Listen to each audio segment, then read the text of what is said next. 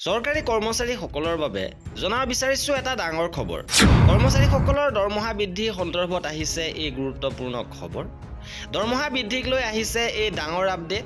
শেহতীয়াভাৱে government of India ministry of labour and employment labour ব্যুৰোৰ ফালৰ পৰা প্ৰেছ ৰিলিজ প্ৰকাশ কৰিছে আৰু মাৰ্চ মাহৰ AICPIWৰ সূচকাংক আহি পৰিছে।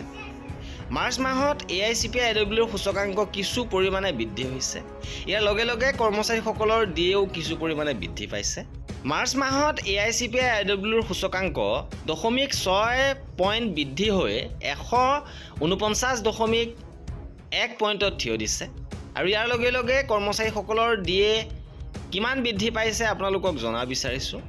ডিএ গণনা কৰা কেলকুলেটৰ অনুসৰি 0.6 অংক বৃদ্ধি হয় 149.1 পইণ্টত থিয় হোৱাৰ লগে লগে কৰ্মচাৰীসকলৰ বৰ্তমানৰ ডিএ 61.93% বৃদ্ধি পাইছে, অৰ্থাৎ প্ৰায় 62% হৈছেগৈ কৰ্মচাৰীসকলৰ ডিএ। ইতিমধ্যে জানুৱাৰী মাহলৈকে 60% বৰ্ধিত ডিএ কেন্দ্ৰীয় চৰকাৰে ঘোষণা কৰিছে।